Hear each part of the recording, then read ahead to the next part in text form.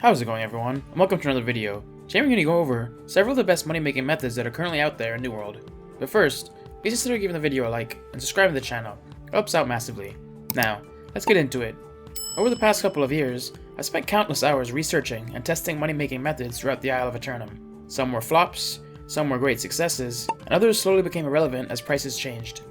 But today, for this video, I went back and looked at all of my previous money making guides, tested if they were still working, and then put them into a list format of which are my favorite ones that are still worth doing. For each method, I'll briefly go over what it is the method entails, give you a link to the full video guide, and then move on to the next method, so you can find out which one sounds the most enjoyable to you, and then go to said video and learn even more about how to do it. Like with all of my money making guides though, I must start with the caveat that prices in every server are different, so before starting any methods, confirm on the trading posts that the item you're going for in the method you choose actually has decent value on your server.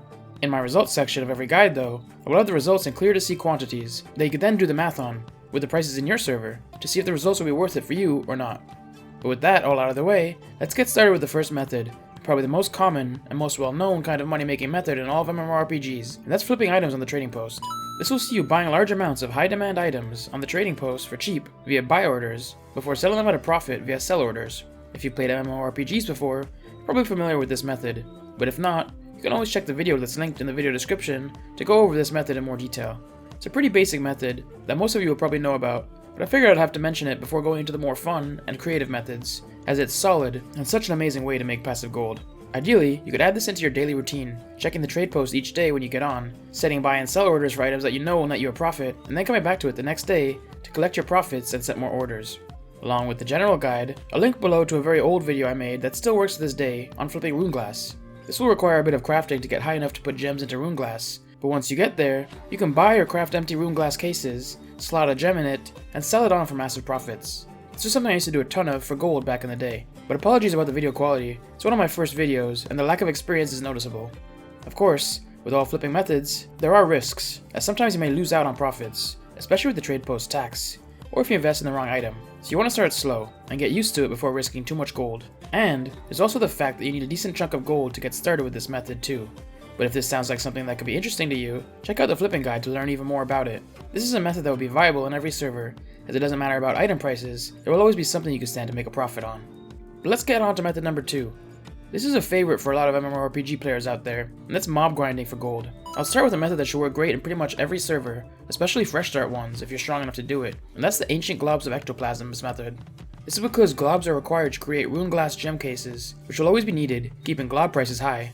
But essentially, this method will see you running around an area in Brimstone Sands, grinding down the same mobs over and over, and gathering the surrounding resources as well, for tons of profits.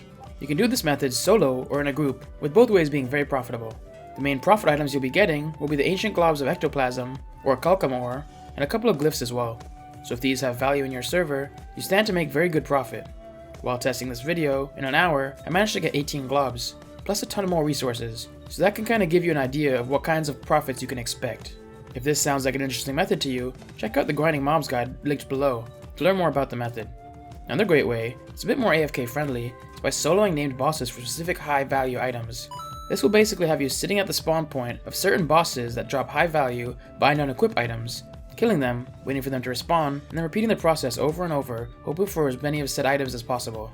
I will have a video linked for some of the easy to solo bosses that drop said items, but prices will vary in every server, so it's worth checking which item is in the highest demand in your server, and grinding out that boss. If any of the bosses change locations, or the drop tables changed from the video, using New World Database is a good way to find bosses to farm.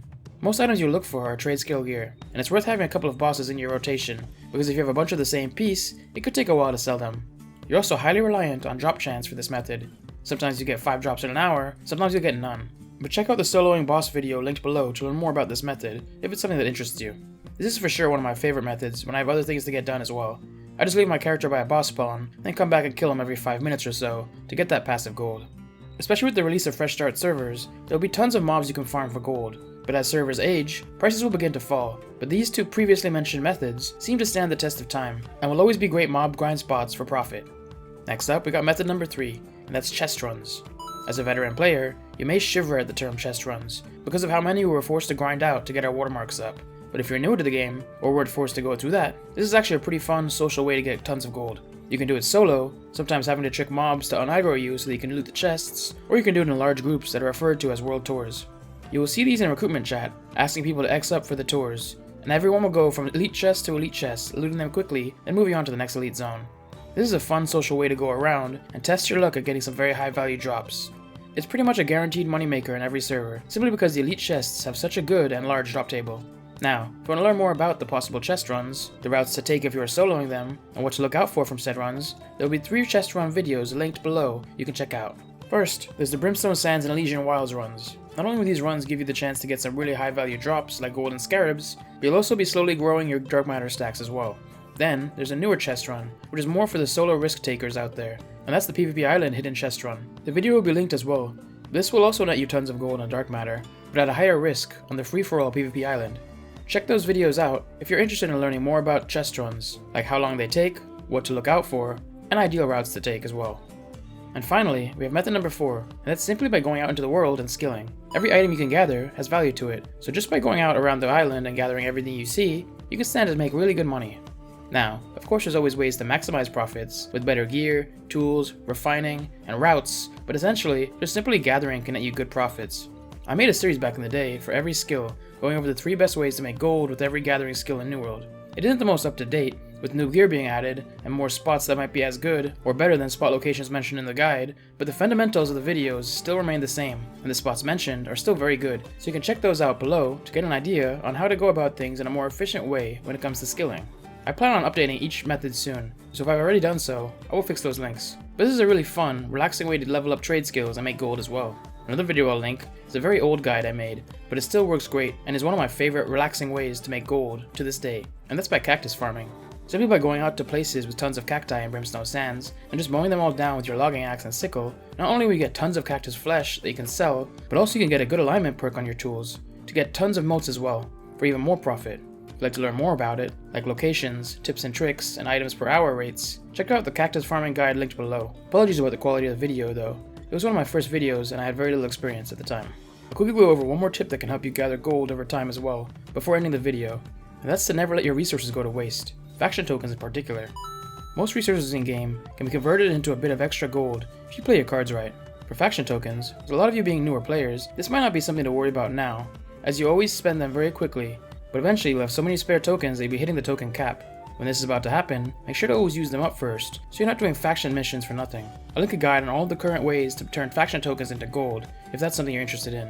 But the same goes for Azoth. You can trade it in for high tier resources at a crafting station, so when you find yourself constantly being at Azoth cap, do this so you're not wasting it, and getting that extra gold as well. Also, don't let your time go to waste.